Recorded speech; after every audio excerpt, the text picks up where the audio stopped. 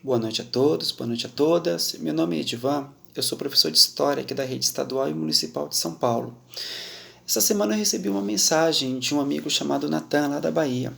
E o Natan me fez uma pergunta sobre um termo que está sendo bastante usado, principalmente nas redes sociais, o termo racismo reverso. Ele me fez uma pergunta no seguinte aspecto: existe racismo reverso? Eu vou tentar responder isso da maneira mais sucinta, objetiva e clara possível. A resposta é não. Não existe racismo reverso. Esse termo é um mito. E, na verdade, esse termo ele dialoga com profundo desconhecimento histórico ou teórico da história do Brasil. Primeiro é preciso entender o que é racismo. E você só entende o que é racismo à luz da história do Brasil, à luz da história do povo preto aqui no Brasil. Sabemos que durante 388 anos, quase 4 séculos, pessoas pretas no Brasil foram escravizadas, foram trazidas da África à força e foram submetidas a um regime de escravização. O que é escravização? Escravização é negação da humanidade. O escravizado ele tem não só a sua cidadania suprimida, a sua humanidade, a sua subjetividade, a sua afetividade negada. Percebam que durante 388 anos, esse país católico, herança portuguesa, esse país católico ele escravizou a população preta.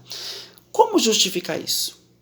Como criar um arcabouço moral em que o cristianismo aqui no Brasil, a estrutura social do Brasil, a estrutura dos bem-nascidos, dialogava com essa abominação chamada escravização, tentando legitimar, tentando justificar a dominação. E de que maneira se faz isso? Negando a humanidade do outro. Eu domino o outro porque ele não é um ser humano como eu. E para negar essa humanidade, o que se fez necessário? Criar valores. Valores depreciativos em relação à população preta. Que tipo de valores são esses? Primeiro, o preto ele é preguiçoso, né? Então percebam que existe uma conotação moralista nisso. O preto ele é desleixado, ele é vagabundo. A gente está falando da mão de obra do Brasil. Do ponto de vista econômico, na prática, um escravizado ele só é uma estrutura, ele é uma máquina dentro de uma estrutura produtiva. Mas consumir, ter acesso a bens, isso era negado. Do ponto de vista estético, eu acho que isso é a parte mais visível do racismo. O racismo ele nega a beleza preta. O padrão de beleza aqui no Brasil, e até hoje estou falando de 2020, é o padrão branco. É a família Doriana, né? Quando eu falo da família Doriana, como quem vai ouvir isso é o pessoal que está lá na Bahia, é uma propaganda em que pela manhã uma família vinha à mesa, criança sorridente, pai sorridente, mãe sorridente, uma família branca. Então esse é o padrão estético no Brasil, o padrão branco. Nunca é demais lembrar que até o mercado de trabalho, e eu falo da economia agora, até o mercado de trabalho ele é racista. Dados atestam que pessoas pretas têm menos possibilidade. Até bem poucas décadas atrás era muito comum um anúncio de emprego, ele dizer, boa aparência, é um pré-requisito. Boa aparência, entendam, branca. E isso traz uma destruição, isso traz uma mutilação da autoestima que só quem é preto sabe. Eu vou narrar para vocês a experiência que eu tive ao ver um vídeo, e esse vídeo tem trocentos desse no YouTube. Você pega uma criança pequena, uma menina preta, um menino preto, e apresenta 2 bonecos, um branco e um preto, e pergunta para essa criança, qual é o bonito? Nesses vídeos a criança apontava o branco. Vocês conseguem imaginar o grau de destruição psicológica, de autoestima que é uma pessoa preta, uma criança preta dizer que o mais bonito é o branco? Que o mais feio é o preto? Que o malvado é o preto? Que o que pode ser, porque as perguntas que eram feitas no vídeo, quem pode ser princesa? É a branca. Então percebam que desde a mais tenra idade, o racismo ele se coloca em todas as áreas do viver. Onde existe ser humano? No trabalho, no lazer, no seio da família, na rua, no cotidiano, o racismo ele se manifesta como estrutura social, econômica, afetiva, em termos de estética. Então o racismo está na estrutura da sociedade. Não à toa, alguns intelectuais usam hoje o termo racismo estrutural. Por quê? Aqui eu queria que vocês refletissem.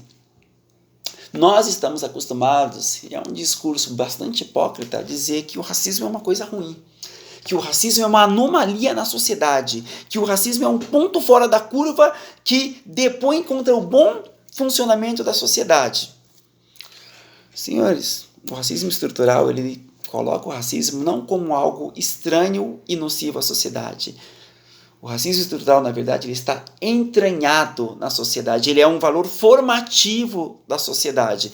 Então esse papo de dizer assim, olha, o racismo tem que ser eliminado, o racismo é uma coisa ruim, ele não dialoga com essa análise. O racismo está na estrutura da sociedade.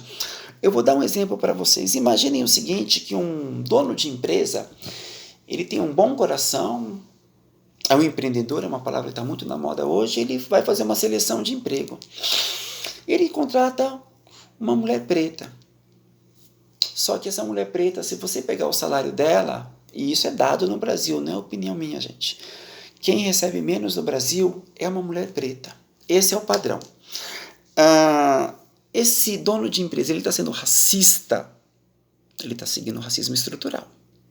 Então percebam que o racismo ele não está ligado a tanto à atitude da pessoa, embora isso seja determinante, isso magoe, mas ele está na estrutura da sociedade. E eu falei da mulher preta, então é preciso que eu diga, o Brasil é um país essencialmente racista e machista, e a mesma análise se deve, a mesma análise histórica.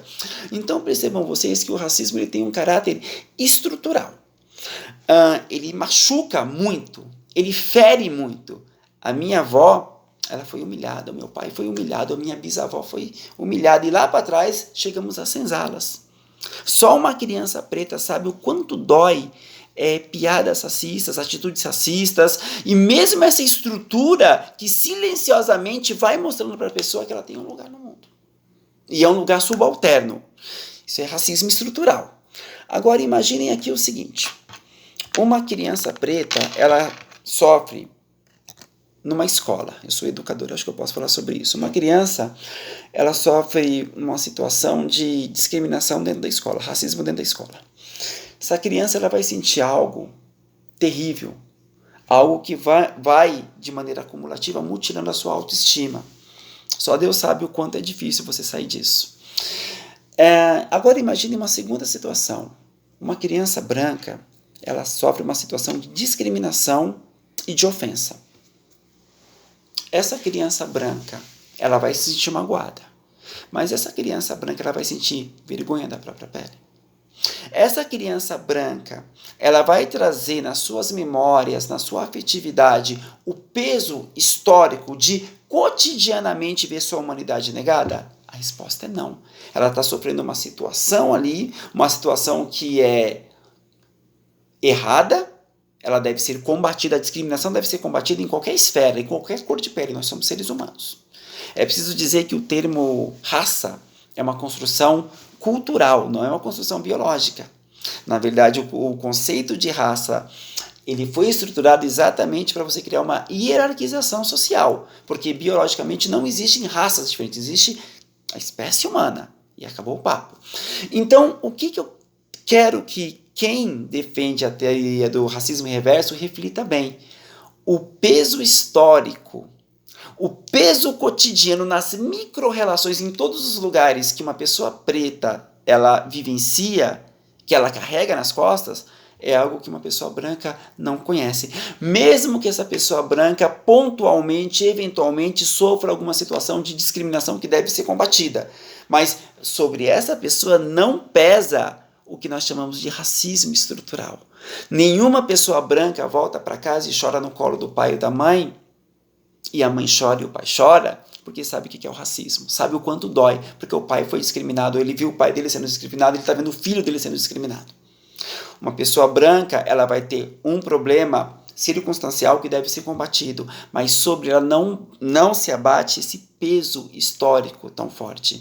Então, quando se fala de racismo reverso, você quer o quê? Igualar algo que é inigualável. Você quer comparadores que são incomparáveis. Racismo reverso, senhores, não existe. Isso, na verdade, é um eufemismo muito besta, muito tosco, muito raso, inventado por pessoas que querem justificar o próprio racismo. Muito obrigado.